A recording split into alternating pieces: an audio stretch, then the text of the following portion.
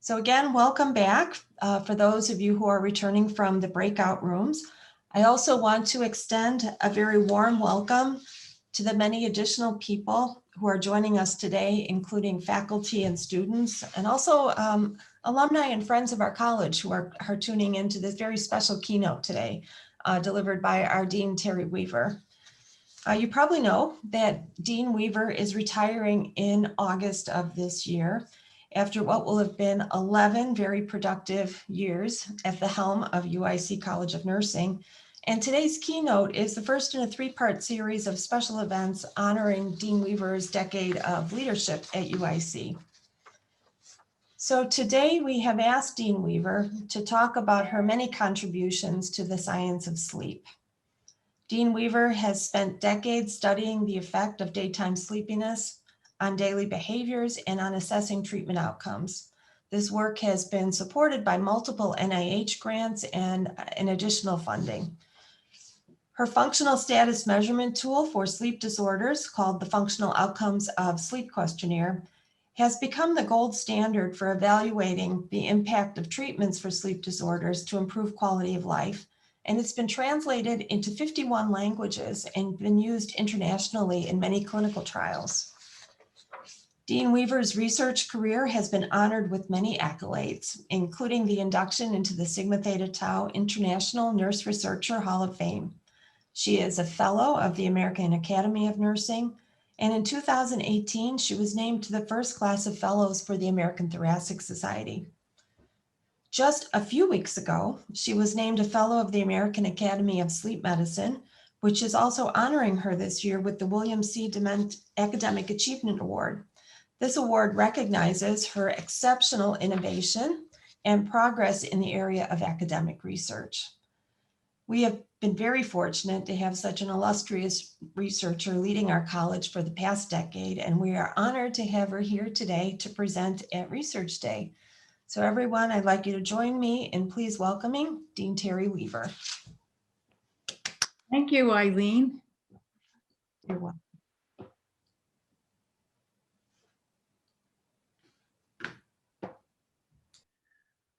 Well, today's session has certainly started off in a terrific way, and the bar is set high for me, for sure. What a great panel we had, and certainly I know the breakout sessions were fun too. So thank you all. It was just a terrific morning. So I just want to share with you my journey through 40 years of being an investigator, and like many of the panelists, I never thought that I was going to head in this direction. And many times said I would never get a doctorate. And of course, that went by the wayside.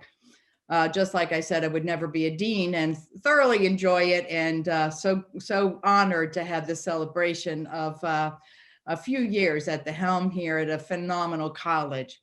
So I want to share with you my program of research, which I've titled Can't Sleep at Night, Can't Function During the Day.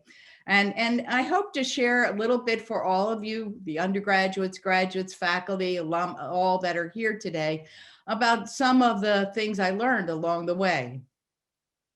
Most of my work has been in the area of obstructive sleep apnea. And I've done work in other areas of sleep problems, but this has been the predominant. And just by way of background, some of you may know that obstructive sleep apnea is where you have recurrent closures of the upper airway, reducing the volume or totally creating apneic periods with no airflow. And so with that reduction and cessation of airflow, there's a decline in oxygenation, desaturation, and increase in carbon dioxide. In addition to that, there is recurrent fragmentation of sleep. So it keeps waking you up into a lighter stage of sleep over and over again. And this causes problems as well.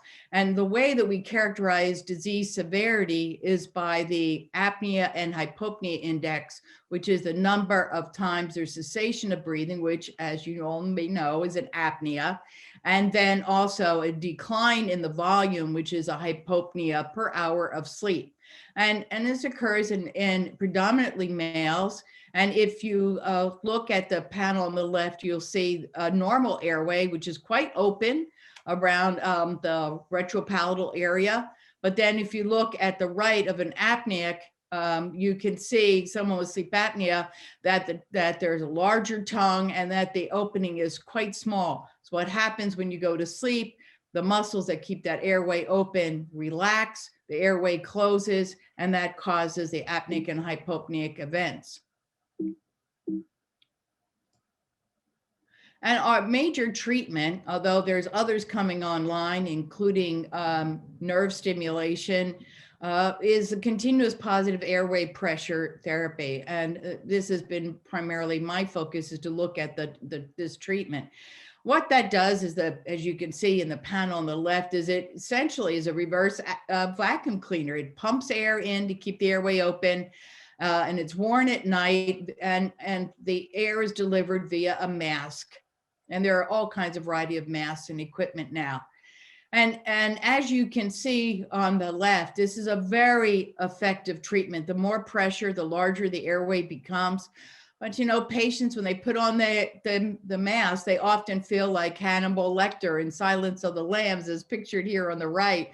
And we have to deal with that. So most of what we do, I like to think, as nurses and as healthcare providers, is really want to make a difference in people's lives. And we have to make sure that the interventions that we develop to address healthcare problems really do make that difference to the individual. But even if we have a very effective treatment, we also have to make sure that patients use it. So that's been the thrust of the two parts of my research.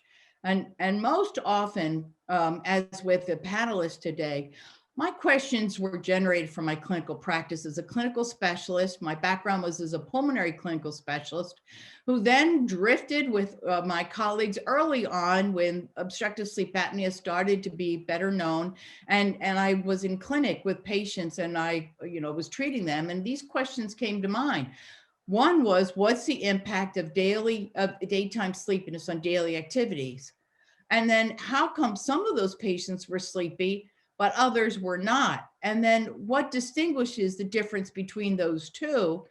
And then how does treatment improve everyday life and daily functioning? And then we had CPAP. We told patients they needed to use it all night, but we really didn't have a dose. In the very early days of treatment, we had treatment holidays where we could tell patients not to use it. And we didn't know if that was right or not. And then what was really the nature of adherence in these patients? So I'm going to go over each of those questions from my clinical practice and how I applied them or addressed them in research. So the first is, what is the impact of daytime sleepiness in daily activities? Well, this came from what patients were saying. And this was a study that I did with a postdoc of mine, Judy Reichstein, and we published this qualitative data. And patients were telling us that people wanted to check their work because they would lapse off to sleep, that the boss didn't treat them the same, that they really regarded them as not being a reliable employee, and that they were too tired to engage in activities with their family, that they were taking naps and when they got back from work, rather than spending time with people that they loved. And so we categorized this qualitative data and found that there were problems at work: falling asleep, coworkers not trusting their, not trusting their work. And actually a fair number of them were getting fired. They had poor mood, they were irritable, they were impatient. This affected family relationships and also marital problems. Their spouse was frequently upset with them for reasons I'll share later, and also lack of interest in sexual relations. When you're so very, very tired, you want to fall into bed. Sex is the last thing you want to do, and often it led to divorce. They were too tired to do things with friends, family, would fall asleep very early in the evening, and they would fall asleep in public, which is very embarrassing to them. And so I wanted to be able to explore this more. And so the qualitative data was really rich data, but you couldn't use that in a clinical trial or other outcomes assessment. You needed a questionnaire. So in all my career, I never wanted to get into the questionnaire business, but when I turned to look to see what was available, there was nothing that really addressed the key concepts and was robust enough to employ that in the research I was doing. So there were no disease-specific measures for daytime sleepiness in the field. So I developed one. So this is the functional outcome of sleep questionnaire that Eileen described. It was started out as a 30-item disease-specific measures that really said, how difficult is it for you to do a task, which was named because you're sleepy or tired. And then due to a factor analysis, there were 5 subscales that were identified: general productivity, activity level outcome, vigilance, that's supposed to be social outcome, vigilance as well, and intimacy and sexual relationships. And the internal consistency, that means the ability of the questions to really relate to each other, was quite robust. The higher number, the better, from 0.86 to 0.91. And it had very good retest reliability between 1-week administrations. And it's now been translated into 55 language versions. This is now used worldwide.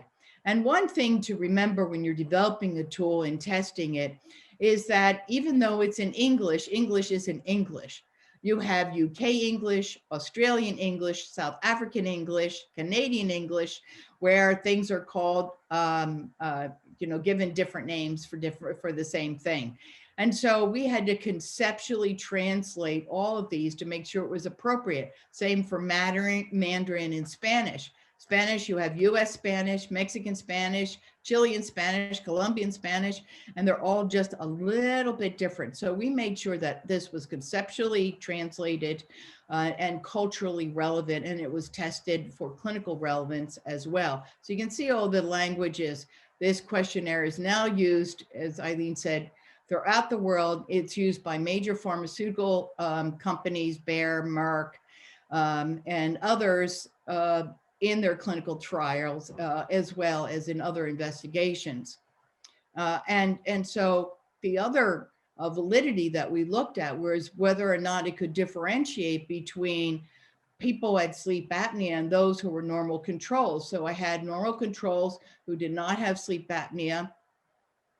And we looked at these differences. And as you can see, for all of the subscales, including the total score, that there was statistically significant difference between patients and normals. And this told us that sleep apnea really had a profound impact on patients and in a variety of daily activities. It wasn't just those that related to paying attention. It was almost anything that they did. And when we compared this questionnaire to another questionnaire that's well known in the field, the short form 36, that looks at general health well-being and has several subscales similar to those in the functional outcome of sleep questionnaire, you see that the relationship is right where it should be. It's a moderate medium relationship, around 0.5. And it was also statistically significant. And what this says is that when you look at the concept of daily functioning and functional status, that there's validity for this measure compared to another tool, but it's not the same. It measures something slightly different, or else there wouldn't be the need for the tool. So this was a very, very good assessment. But we had the 30-item questionnaire, but that is hard to use in clinical practice. So although it was great for research, I then worked with a postdoc of mine, Eileen Chasins, to then shorten it to a 10-item. And we took the 10 most, the items that changed the most with intervention, and we tested them, and we found, again, a high level of internal consistency, 0.87, and 0.9 for the original and 0.95 for the shorter version. It had a good retest reliability.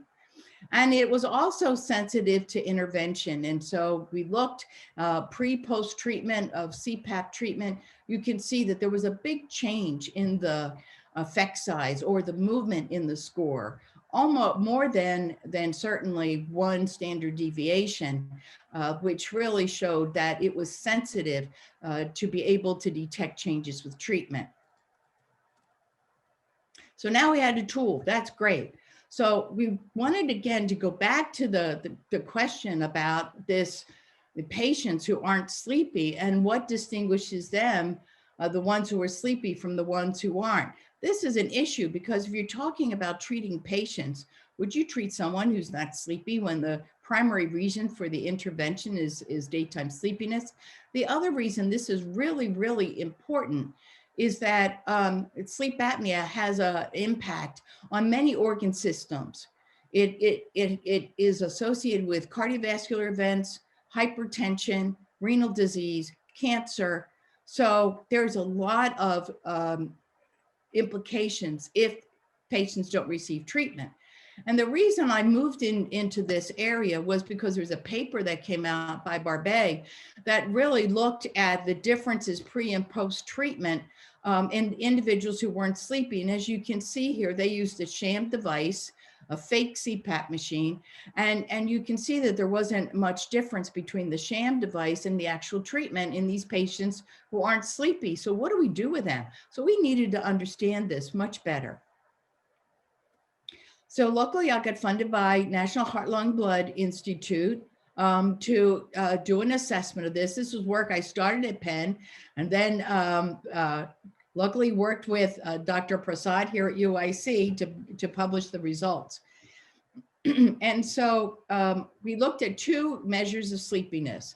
The Epworth Sleepiness Scale, which is a self-reported 8-item scale, and the Psychomotor Vigilance Task, which is a sustained attention task that has a little window that speeds up some numbers. And as soon as you see the numbers, you have to push a button. And the numbers come at very variable intervals. So it really measures your ability to pay attention and to react. And so looking at this, we found that about 32% of this fairly large sample size of over 300 patients were sleepy. And their mean, this was individuals who had apnea hypopnea index, a mean of 33, which is indicative of someone with more severe sleep apnea.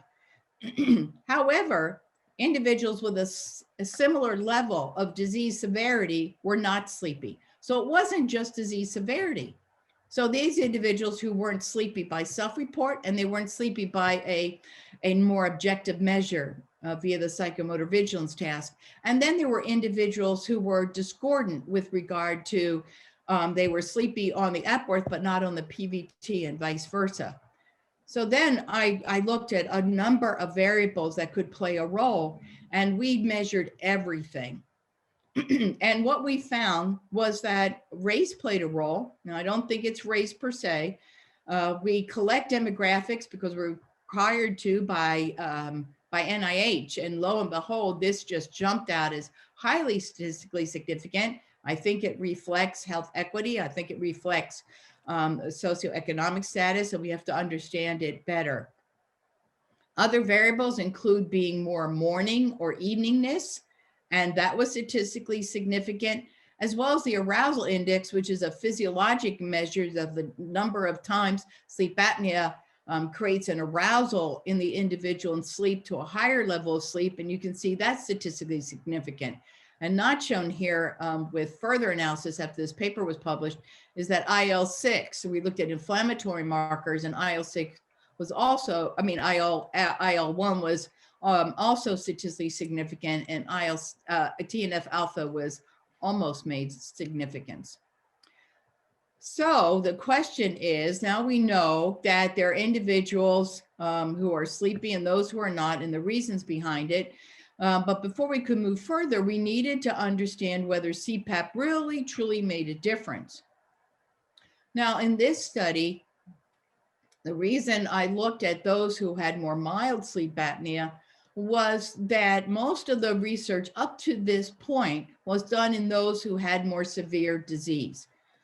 So I wanted to look at those who were at the other end of the spectrum, had more mild disease, because in the field, the question at the time was, should we treat these people? We know some of them aren't really sleepy, and maybe we shouldn't treat them. And then the issue of the cardiovascular and the other comorbidities, there's a big link with diabetes and sleep apnea. Well, what do we do about that to mitigate that relationship? So this was a 5-site study conducted in Canada and the United States. It was a placebo-controlled study, and I'll show you the placebo in a moment. Patients got a diagnostic sleep study, and if they had sleep apnea, they had a screening visit and received an ambulatory monitoring device to measure blood pressure. So we measured 2 days of blood pressure, and they wore that device for 2 days. And then they were randomized to get either active CPAP or a CPAP machine that looked, sounded, and operated like active, but did not produce the amount of pressure that was needed to do anything. And then they were tested again, and then they got weekly phone calls to encourage them to use their CPAP. And another 2 days of blood pressure monitoring. So we had baseline blood pressure and treatment blood pressure, and then final collection. And then those who were on the sham treatment arm were crossed over to active treatment to see what would happen and if that made a difference. This is the sham versus active device, and I'm sharing this with you to see how creative you have to be. One of my co-investigators at NYU made this in his basement. And what you see in the bottom left panel is a connector for the mask. And we put a little hole in it, and then there's a sleeve that goes over that, so you can't see the hole. And so you see the two machines, the sham and the CPAP, and they look absolutely identical. But what's interesting is I convinced a key manufacturer to this day, Respironics, Philips Respironics, to manufacture the placebo for me, because I convinced them that there'll be more clinical trials that will require placebo devices. So shouldn't they make that for me? And they did, and they really provided them for me at no cost. So you have to be clever in that way. So we looked at the active and the sham group after the 8 weeks of treatment. You can see the baseline for the active, pre and post treatment then for the functional outcome of sleep questionnaire, which was the primary endpoint, was daily functioning, because to me, that's what mattered, was whether it affected daily life.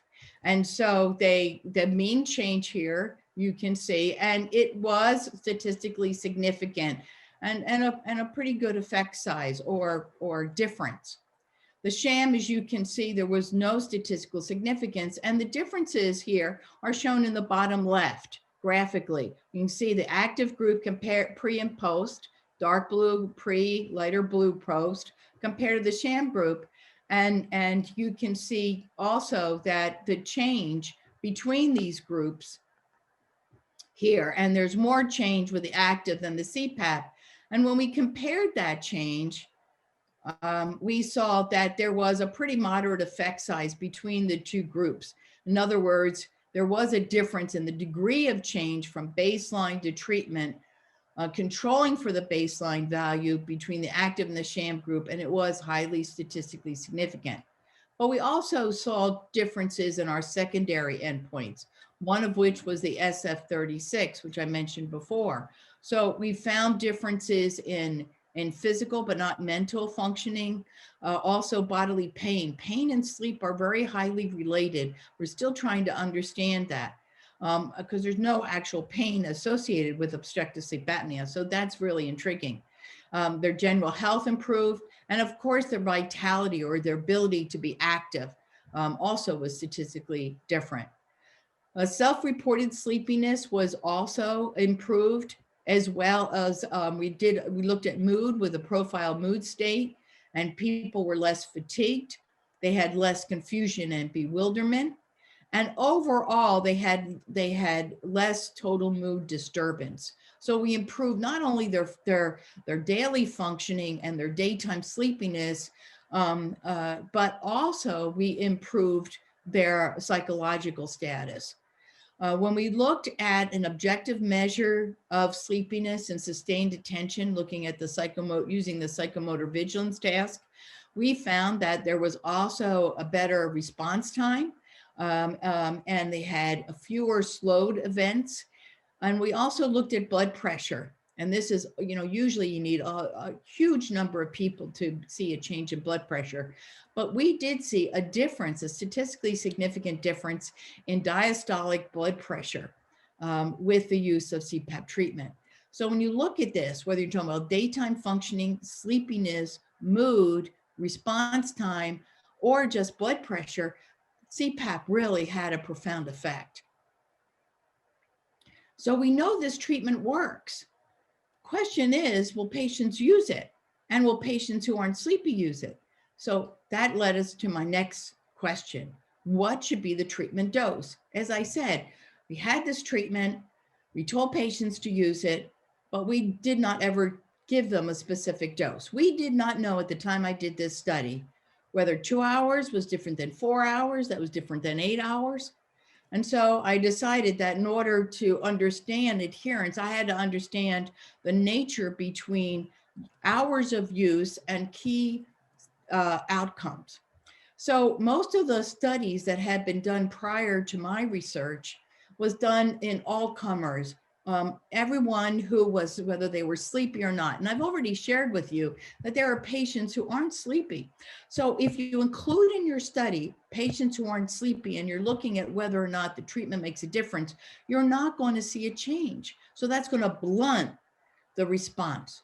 So I only looked at people who were impaired with regard to self-reported sleepiness, which is the ESS, which is the purple line, objectively measured sleepiness by the multiple sleep latency test, by the green line, and that, I mean, by the turquoise line, sorry. And that is a measure. And I often think when we lecture in our classes, we're doing a multiple sleep latency test, because when you put individuals in a dark room and you see if they can fall asleep. And sometimes I feel that way during some of the lectures in the class. And then you have the greenish line, the lime green line, which is the functional outcome of sleep questionnaire. And this study was actually my first funded study. And it was funded by Heart, Lung, and Blood. This was a 7-site, multi-site international study with Canada again, and sites throughout the United States. I don't know what possessed me to do this. As assistant professors, don't ever do that. I didn't have much funding. I had to travel to each of the sites, make sure that they adhered to protocols. I collected the data and had over 1,000 variables. So the cleaning of this data wasn't easy, but this turned out to be a really important study in the end. So we looked at the proportion of patients who were impaired to begin with on these 3 outcomes. And we looked at the hours of CPAP use in these different bins. So we categorized them, again, based on their use. And we looked at using a joint regression model. So the relationship between these two, impairment and use. And we say, when does there have a peak? So if you look at self-reported sleepiness, the purple line, the more you use it, the better they were. But there was a peak, and that was around 4 hours. Now, the more that they used it out to 7 hours, they did improve, but the slope was not as acute. So this was a linear trend. It was statistically significant. So if you're interested in daytime sleepiness, self-reported daytime sleepiness, 4 hours might be okay. If they can only use it for 4 hours, that might be enough. Well, let's look at objectively measured daytime sleepiness. When we look at a measure of physiologic sleepiness, not perceived sleepiness, well, you need a little bit more use to really get to that peak, which is around 6 hours. So the more they used it, it got all the way to 6 hours. What was interesting, though, when we looked at daily functioning by a self-report measure, again, the functional outcome of sleep questionnaire, it just kept going and going and going out to 7.5 hours. People weren't sleeping more than 8 hours. So although with the Epworth and the MSLT, there was a statistically significant linear trend, the reason this was certainly linear for the functional outcome of sleep questionnaire and daily functioning, but it wasn't statistically significant because we didn't go out further than 7.5, 8 hours because people weren't sleeping longer. So if you're interested in improving people's daily lives, they really need to use it 7.5 hours. So it's interesting that the measure made a difference for how long you get, you have a result that is important. So now we know what the dose should be. So let's take a look at adherence. Well, when I was a postdoc, I worked with David Dinges, and he had done the first study that used a microchip to measure adherence. It was covertly, I don't know if it would pass IRB in these days, it's covertly embedded into a CPAP machine, and we recorded 3 months worth of use. And when I was talking to him, he said, well, use in the first month was related to use in the third month. As a nurse, I know if patients, if that correlation is high, it was about 0.77, that relationship. That if used in the first month and the third month are really very consistent, then they make that decision to use it really early on. And I was interested in that. So I took the data and I said, well, let's plot out use so that I have some idea of what patients do over the first almost, a week and a half of use. What I found was a bimodal distribution. So there was a group of patients, about 50%, who used it about almost 7 hours a night. And so these were people who didn't skip nights. They were consistent users. But there was another half that used it intermittently, skipping 1 to 7 days of treatment. And their use was about 3.5 hours. Now in the literature, the mean use of CPAP treatment that had been reported, and still to this day, was about 5 hours of use. 3.48 hours of use. And if you take the mean of these two groups, that's about what you get. So really the mean that had been reported in studies reflect these two patterns of use, telling us that it's not everyone that doesn't use it. We have to zone in on that 50% who are not using it. So in looking again at plotting that first group days of treatment, I said, taking these two groups, what I call the consistent users, this is the same graph you saw before, and the intermittent users, and when do they actually diverge? Because if you look, they start out at the same at 6 hours. So when is it that they decide not to be users? And lo and behold, it was by the 4th day of treatment, and this was statistically significant. And I thought, geez, that's really early. So they must be making that decision before they even get the device. Interestingly, 10 years later, another scientist published a study very similarly, and in fact found by day 3 that though there was a statistically significant difference in those who used it more or less than 4 hours a night, meaning that in 10 years, we had made no progress in increasing the adherence of patients using CPAP treatment. That was a little disappointing. So in order to better understand the thought process of patients, I had to really think about their perceptions. And so that necessitated another tool. So I used as my conceptual model Bandura's model of self-efficacy. And Bandura says that for a patient to be adherent to treatment, they need to do 3 things, whether it's smoking cessation or breast exam or anything. If we want them to engage in a health behavior, they have to perceive that there's a risk to their health and to them. They have to perceive that there's some benefit to using or doing whatever we're asking them to do. And then even though they have those 2 components, the third piece is they have to have the volition. They have to feel that they can actually do what we're asking them to do. And that's Bandura's model. And I thought it was appropriate. So I developed this questionnaire along those 3 areas. And as I developed the questions for the 3 areas, I did a confirmatory factor analysis to make sure that the questions I developed reflected the concept, and that was confirmed. The questions hung together very nicely around the concept. So that was a good Cronbach's alpha. And content experts said, yep, these questions do reflect the areas that I was investigating. So when I use this, again, funded by NHLBI in a study, I looked at these cognitions or perceptions, what people thought. So let's look at risk. So I said, you know, it's more true or false, a degree to which these patients agree with these statements. So do they see that they could fall asleep or have a heart attack or have trouble driving? And most did, but less than half didn't know that sleep apnea was associated with a risk of being depressed or having an accident or having problems with sex.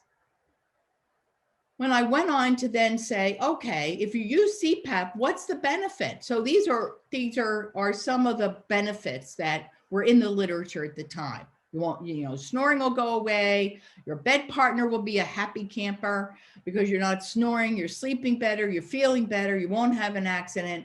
And again, I was pleased to see that most of the patients really did acknowledge, and this was after they had used their CPAP, and they did see that there was a benefit, except they did not know or perceive that one of the benefits of using CPAP was improved desire in sexual performance. Finally, I said, okay, given that there's a risk and there's a good benefit, an outcome that you can expect, would you actually use it if you were challenged with these different areas of a challenge for patients? Like if you have to take it when you travel, you have to, it takes a little longer to get ready for bed. There's a cost involved. It makes your nose stuffy. It might make you claustrophobic.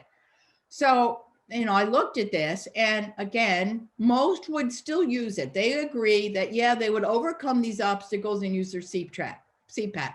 But less than half would not use it if it made them feel claustrophobic, or once again, it disturbed their bed partner's sleep.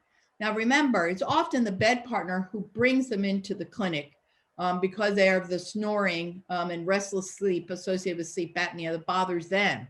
So patients weren't going there again. If this treatment was going to bother their bed partner, they were not going to use it. So that was important. And it also speaks to the need to include the bed partner as we educate the patients about their sleep, about sleep apnea, and about the treatment, and have the bed partner involved in that. So this issue of claustrophobia intrigued me. There had been reports, retrospective reports of claustrophobia, but no one really looked at prospectively. And so again, with a postdoc of mine, Eileen Chasins, we published this in the Western Journal of Nursing Research. We looked at this using a tool that measured claustrophobia and agoraphobia, the fear and avoidance scale. And we found that not only were there differences before and after treatment, even for low use, regarding claustrophobia, that there was change between, again, baseline and ones that were on CPAP. But there was also differences across hours of use, as you can see, more so for if you had lower feelings of claustrophobia, you had better change pre and post treatment, and there were differences between these groups. When we explored that even further, we saw that over time, that there was, as you see in the second figure here, an improvement in those feelings of claustrophobia, and that patients, once they acclimated to it, felt less claustrophobic. Mm-hmm. But we also found that those who had scored greater than 25 on the tool were in fact more likely, twice as likely, to be non-adherent to treatment. So what we found in this study were that higher claustrophobia scores, you're more than likely to be less adherent, and that claustrophobia scores decreased over time. So really working with the patient to acclimate them creates a success. So let's get back to perception. So the time when patients were making their minds up, as I showed you, was the first week. So I was funded again by Heart, Lung, Blood to look at this. And I published this with another doctoral student of mine, Li Xuanye. And we looked at the perceptions and found that, interestingly, pre-treatment, that there really wasn't a relationship between self-efficacy and their perceptions, was not statistically significant and used during the first week. But after having had it for a week post-treatment, they did have a statistically significant change in self-efficacy related to the perception of risk. In other words, they may not have seen that they were that bad off to begin with, but once they used that CPAP, they had their aha moment. Oh my gosh, this really makes a difference. And that was statistically significant. They also had changes in their functional outcome of sleep questionnaire scores. But when we put that in the model, that also looked at race and looked at whether or not there was a reduction in the apnea hypopnea index. In other words, the treatment was physiologically successful, as well as whether they actually had a reduction in side effects. We found some interesting findings. The first thing we found in the variables that stayed in the final model that were statistically significant, the first was being of African American, being Black. Again, you have to understand this better. I don't think it's race. I think it's, again, our ability to educate, to better understand the circumstances, and it's a matter of health equity. But they used it 2 hours less. So that's a vulnerable population that needs further investigation. We also found that the CPAP machines can record whether the patient's still having apnea and hypopnea events. And for those people who still had events, and anything greater than 5 is a problem, that there was a modest correlation here, but it was statistically significant. So that tells us we have to really pay attention to this and make sure right away that if we see that they're having these residual events, that we bring them back in the lab, we adjust their mask, we increase their pressure, and we try to eliminate them, because that means the patient is not fully treated and they still may be sleepy. The third is any kind we call treatment delivery, any kind of problems with the mask, other kinds of side effects. And we did find, once again, that, and this was a different study, that if patients interfered with their intimacy, they weren't going to use it. So working with patients ahead of time, I tell patients, put on your mask, have sex, then put on your mask and go to sleep. Nurses are really good at addressing these issues, not so much our physician colleagues. So it's really important for us to make sure the patient is fully educated in all areas of their lifestyle, because that's important. Now, I want to hit this last area, and that is that you saw me present this graph before, but I've circled an area that was troubling to me. When we did this study, you see that the graph only goes up to 0.7, which means that 70% of patients had recovered their sleepiness and were not impaired, even using their CPAP greater than 7 hours. And I said to myself, what in the heck is that about? Because if you use your CPAP that long, you shouldn't be sleepy. And in fact, what I found was that in self-reported sleepiness, about a third were still sleepy, regardless of using their CPAP greater than 6 hours. And with an objective measure of sleepiness, it was 65%. Yikes, that's not good at all. And that in daily functioning, 43% were still impaired. Well, there had been work by a colleague of mine at Penn, Sigrid Vesey, who used an animal model of intermittent hypoxemia, similar to sleep apnea. And when she put these animals through a time of this intermittent hypoxemia, she found when she sacrificed them that not only she actually had developed a mobile sleep latency test for rats.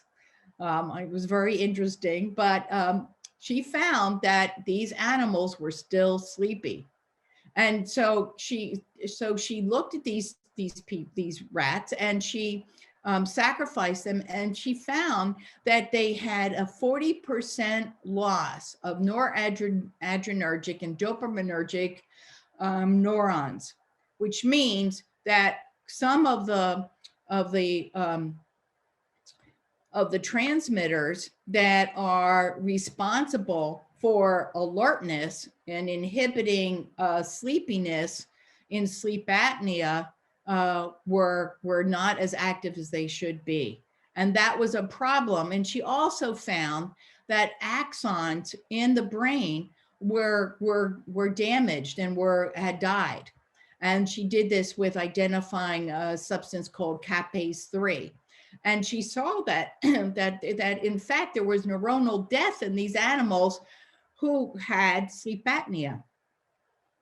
Well, we both had cited each other's work, my work here that showed residual sleepiness and her work in the animals. And I finally said to her, we need to figure this out. So I had got funded by Teva to look at this. And I then came to UIC. And so the work had not started yet. And I then been able to develop a great partnership with Dr. Zal in radiology. And we were able to then utilize diffusion tensor imaging to look into the brain.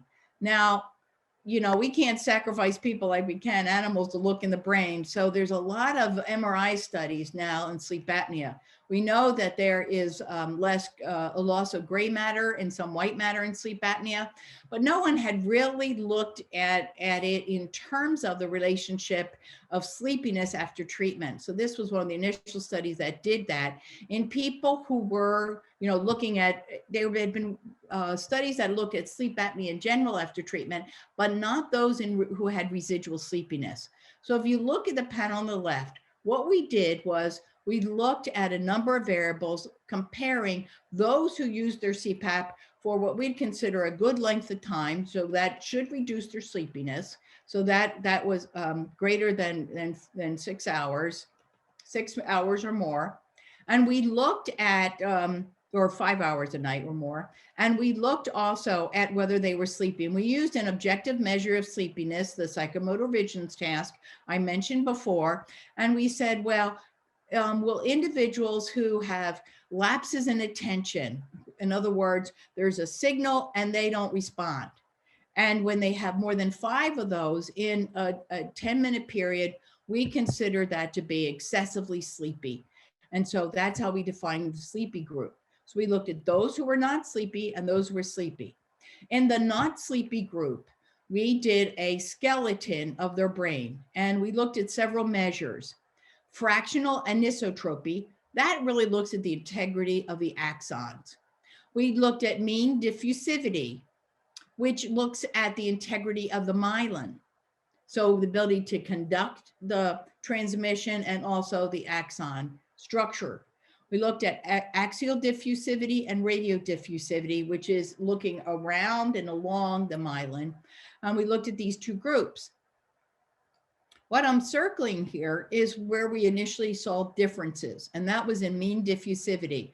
The yellow is the differences between the skeleton for the sleepy group and the skeleton for the not sleep. The skeleton for the sleepy group is the yellow, and the skeleton for the not sleepy group is in the green. You can see that there's differences in the mean diffusivity, which tells us we have a problem and that there is a change in the myelin, which is not good. Now, initially, when we did this analysis and we did our first publication, the Journal of Magnetic Resonance Imaging, we didn't see a change in fractional anisotropy. But we then reanalyzed the data a different way. And we found that, in fact, there were differences in fractional anisotropy, particularly along white matter tracks, and that's shown in the right. So all of this means that there is damage, this compromise of the white matter in the brain that might make it difficult for people to stay awake, that it then causes less neurotransmission and fewer neurotransmitters. Remember, I said in the animals, there was a 40% loss of neurotransmitters. And it also means that this damage may be permanent and not recoverable. What do we do about that? Oops, sorry. I have a very, very sensitive mouse. Oh, before I get to that, I also, we looked at the relationship between sleepiness and these physiological changes, because maybe this is just a change in the brain that has nothing to do with these outcomes. So when we looked at the left panel, that's the mean diffusivity, the myelin problem. And you can see that whether we're looking at self-reported sleepiness and at the top left panel, or objectively measured sleepiness with a psychomotor vigilance task in the bottom panel, you see there are really robust correlation between the two, and that is statistically significant. When we look at the fractional anisotropy on the right, or the integrity of the axon, we found that there was axonal shrinkage and damage, and this was related to the sleepiness. The psychomotor vigilance task in the upper right panel, well, it's the Epworth in the upper ramp panel. Wait a minute, hold on here. Let me get my panel straight. For fractional anisotropy, it's the left panel is the upper left panel is the daytime sleepiness. The upper right panel is the self-report. The bottom panel is the mean diffusivity, or the myelin. In all of these panels, what it shows is that this damage to the white matter is statistically related, and a robust correlation between what we see physiologically and both self-reported daytime sleepiness and also objectively measured sleepiness. So that shows a connection. At that time that I was starting to think along these lines, we were involved in a study that was funded by the manufacturers of modafinil. It's now Teva. It was Cephalon at the time. And modafinil, otherwise known as Provigil, was just had been developed, and we were testing whether or not it affected patients who were on CPAP with residual sleepiness, whether it improved their sleepiness. And what we found was that their self-reported sleepiness, you can see the differences between the silver bars and the blue bars, was statistically significant as early as 1 week.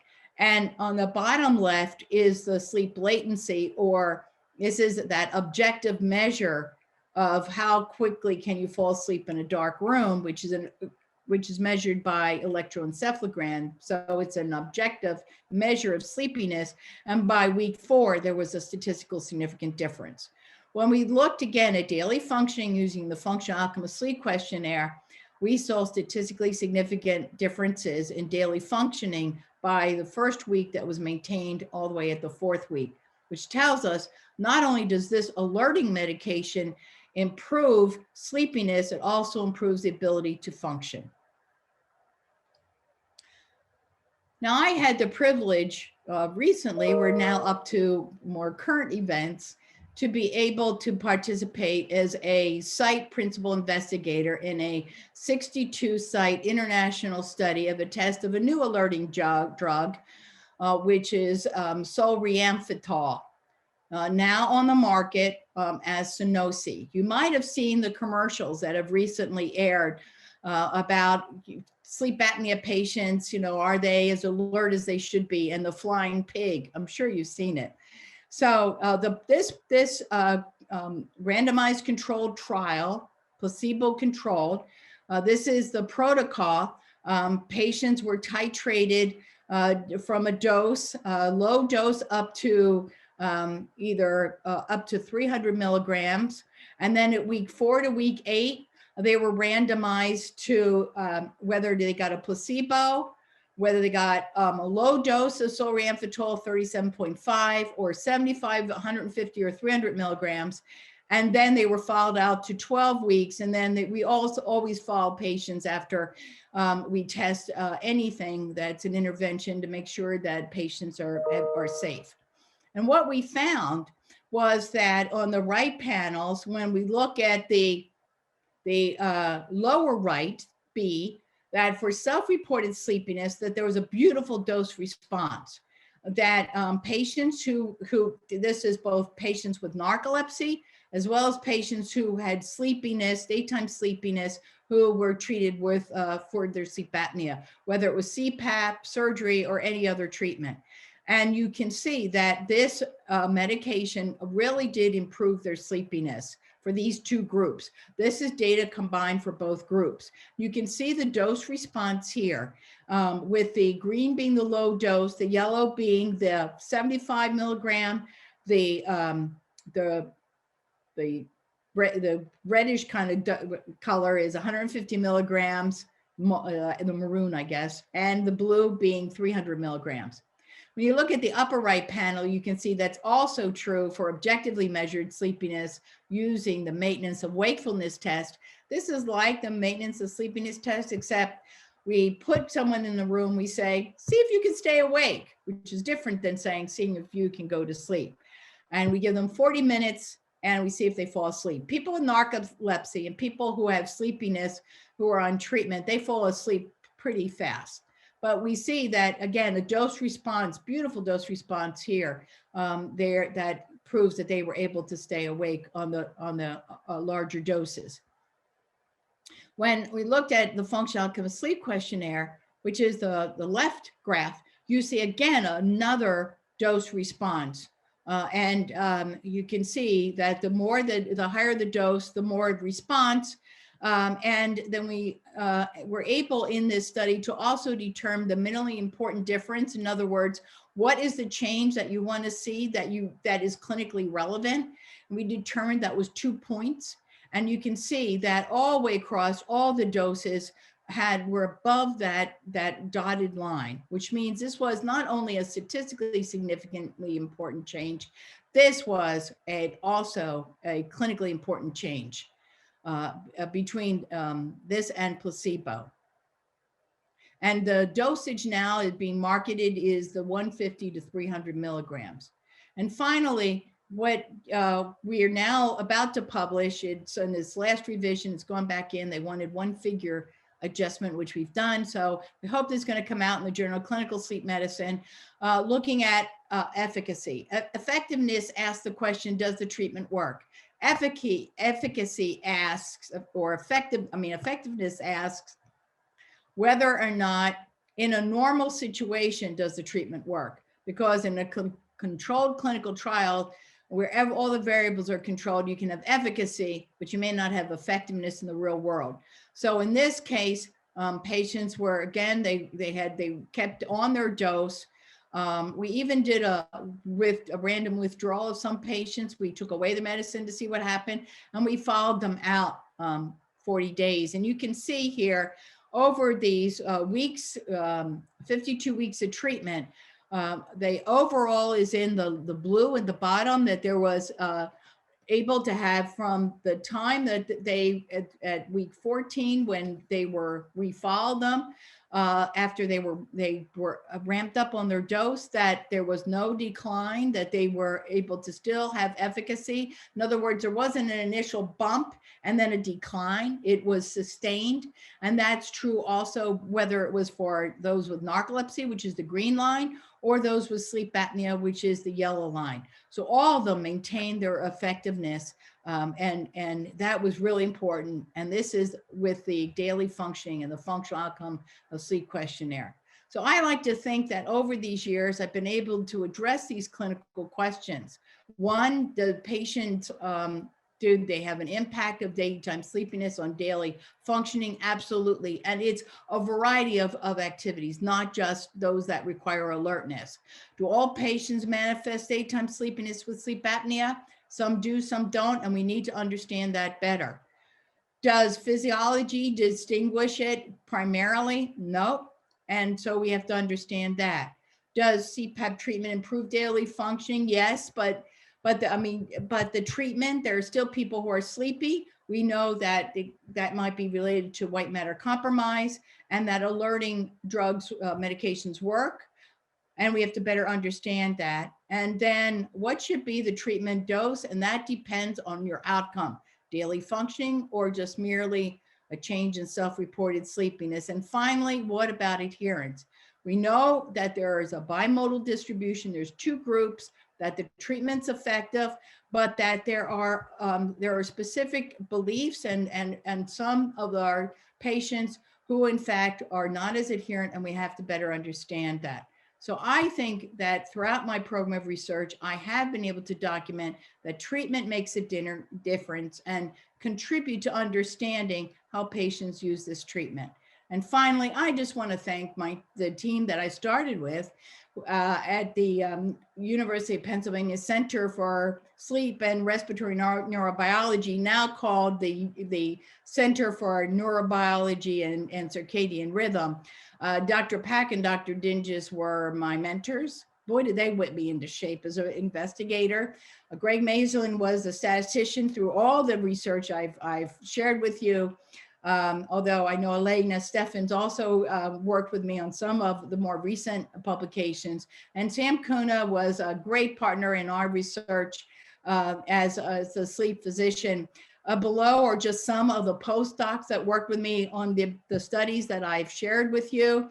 As you can see, Judy is in Israel working as a medical writer, and the others, Eileen Chasen's now a department head and full professor.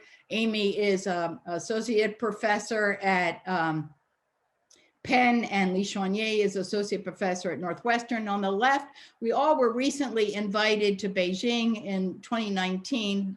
Heaven knows, I hope I didn't bring COVID back with me, but we were there in November. And these are the rest of my either postdocs or trainees I work with. And on the left, you will see one you might know, Professor E.G. Balzarak. Bill Guy was one of also someone that I had trained, and they wanted us to recreate the same kind of training program that we developed as part of the T32 with Alan Pack in Beijing, and we continue to work with Peking University in that effort. But we also have partners here, the Center for Sleep and Health I've been involved with since I've got here. And Joe Zal is the radiologist, the professor of nuclear radiology imaging, and has just been great to help me understand imaging because it was certainly foreign to me. And Bharati Prasad, we continue to collaborate on investigations of sleep apnea and daytime sleepiness and also narcolepsy. And with that, I thank you so very much for hanging in there and allowing me to share my journey. Excellent. Thank you, Dean Weaver. This was a really great comprehensive overview of sleep apnea and also the treatment of sleep apnea. I think truly a lot of people are sleeping better because of your career. We couldn't let this retrospective on your research go by without inviting someone from your past. Uh-oh. So we're pleased to welcome a colleague from Penn Nursing, now a notable sleep researcher in her own right, having been your student in her PhD studies in the mid-2000s, Dr. Amy Sawyer. Dr. Sawyer is an associate professor of sleep and health behavior at University of Pennsylvania School of Nursing and has a joint appointment with the Michael Crescent's VA Medical Center as a clinician scientist and educator. Dr. Sawyer's program of research focuses on the use or adherence to treatments of sleep disorders. Her work in this area has evolved over the past 2 decades, and Dr. Sawyer regularly acknowledges and eagerly acknowledges that Dean Weaver has been the largest and the absolute best influence on her practice as an advanced practice provider in sleep medicine. Also, her academic and research development in both nursing and the sleep fields, and possibly the most important, a profound role model in leadership that transcends all of Dr. Sawyer's work. So at this time, I would like to turn our speaker microphone, whatever it is we have here, over to Dr. Amy Sawyer. Thank you, Eileen, for your gracious introduction and for giving me the distinct privilege of sharing in UIC School of Nursing Research Day. That is so very importantly highlighting Dean Weaver's impactful research in the field. Dean Weaver, Terri, I am forever grateful to you for your mentorship that has truly spanned my career. I am also thankful for your friendship that has resulted from our 20+ years of working together. Remember way back when, Pennsylvania Thoracic Society, when we were both pulmonary clinical nurse specialists, just starting to think about sleep and what nursing brings to sleep. That seems like a lifetime ago, but it's been a wonderful journey. Because you have been a trailblazer in both nursing and sleep medicine, importantly, as a nurse scientist in sleep medicine, you have charted pathways forward for not only me, but also many of us in the US and around the world. We are all now part of a scientific network that truly values sleep scientists, contributions, and partnership. And frankly, I don't know that this would be quite the same had it not been for your preeminent scientific contributions, which we just heard about, your vision, and your leadership. That pathway forward for me has continued to emerge with increasing clarity. I now find myself filling your shoes in many ways, as well as having the courage to trailblaze, like you, in new and impactful ways, for which I thank you. This brings me to my next honor, introducing the next guest, someone we have both been privileged to be mentored by and supported by, Dr. Alan Pack. Dr. Pack is John McClough Professor of Medicine, Assistant Dean and Director of Global Sleep Programs, and Director of Research Training for the Sleep Medicine Division at the University of Pennsylvania Perelman School of Medicine. Those are the formal titles. Far more important is an informal title that is frequently used when thinking about him. He is the leader of the pack. Truly a transformational leader and visionary in the field of sleep, and ever committed, just as Dean Weaver is, to the development and success of others.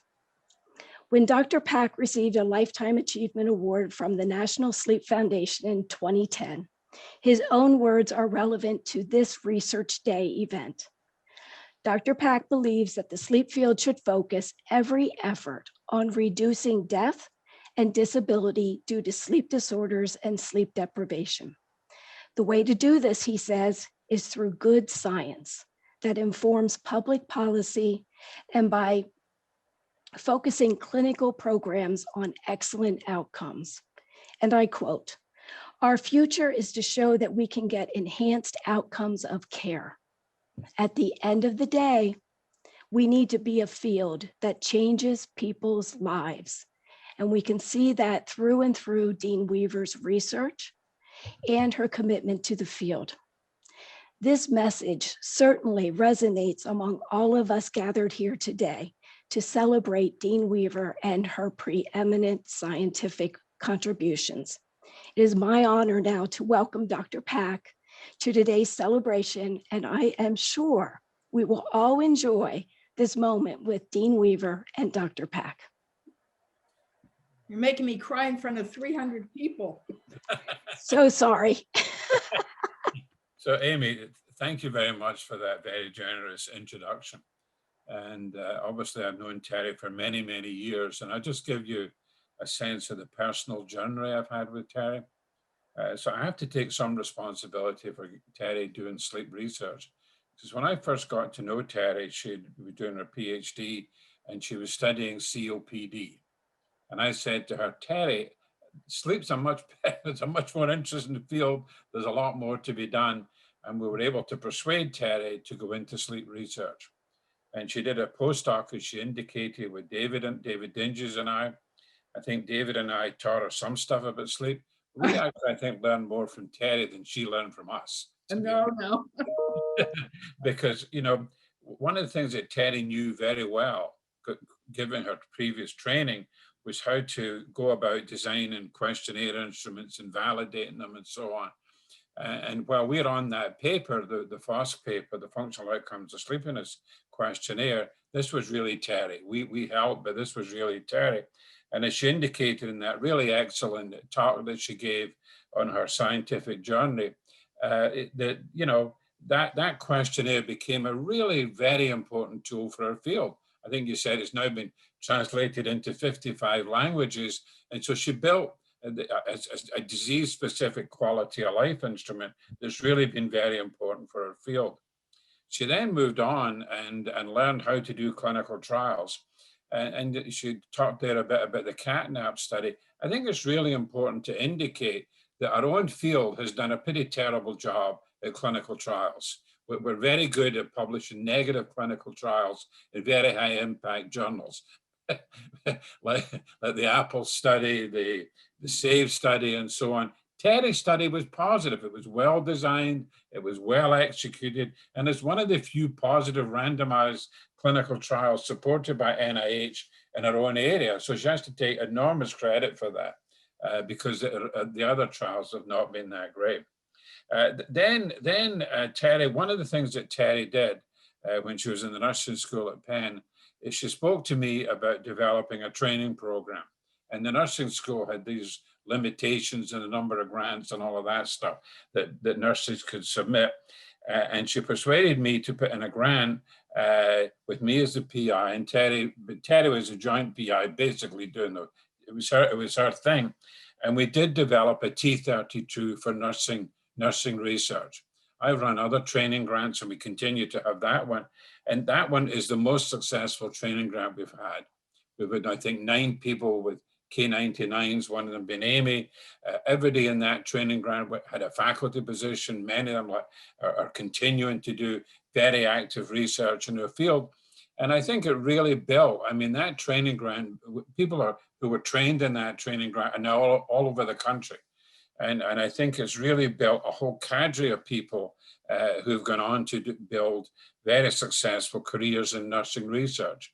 I think, Terry, when you started the dinner at the APSS, it was like 5 people or something. Now it's like 40 or 50 or something. And you have a keynote speaker. So you really built, and not just, I mean, you built a phenomenal scientific contribution, which you went over. But the other part of it is you really built a field of nursing research and sleep. I mean, it's a very productive, effective field. Now, when all of that was going on, you would have thought that was enough for any one individual to be doing. But Terry, for some reason, I never quite understood it, but she became president of the American Lung Association nationally. It's a massive operation, right? And so Terry's doing all this stuff. And then she takes this major leadership position, which she was very successful at. And what I realized at that point was, that's what Terry was. She was fundamentally a leader. She loved leadership. It's something she really was in her blood, in her DNA, and that's something she really wanted to do. And I remember when Terry and I were in Cairns, one of the World Federation Sleep Research meeting in Australia, I had that conversation with her. I said, Terry, where you're at in your career, you're doing research and you continue to build this, you've got this leadership, but it just seems to me you want to be a leader. You're a natural leader. And I said, you're going to become a dean of a nursing school. So that I still remember that conversation. So and I watched her. I mean, she's done a phenomenal job, obviously, being a dean in Chicago and University of Illinois, and continued to bring people into her field, continue to be scientifically active. And I know you've built international collaborations and continue to grow our field. So I really want to take my hat off to you. You've an amazing career, Terry, and you're still having an amazing career, and you've done a fantastic job. And I know all of us at Penn are tremendously proud of your accomplishments. So thank you very much. Oh, thank you, Alan. It was a great partnership. It still is. And I think that T32 is 20 years plus.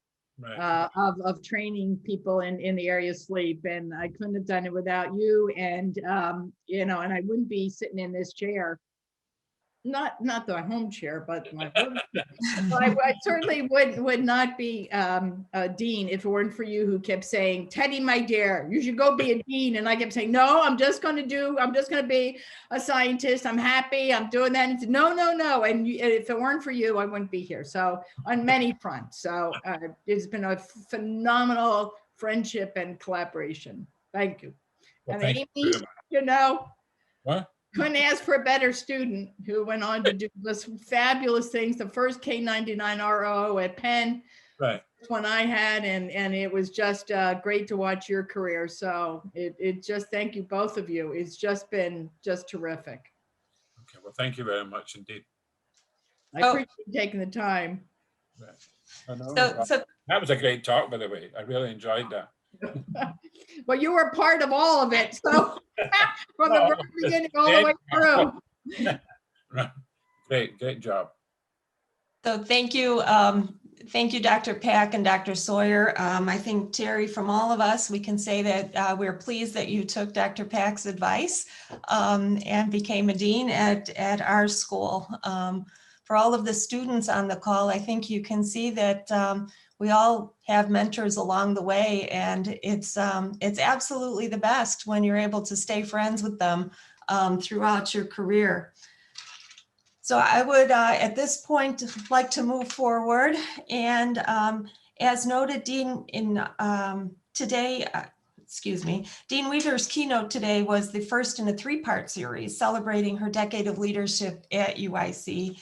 And we all invite you to join us again on May 4th at noon for another virtual event when we will be showcasing Dean Weaver's leadership and her impact on nursing.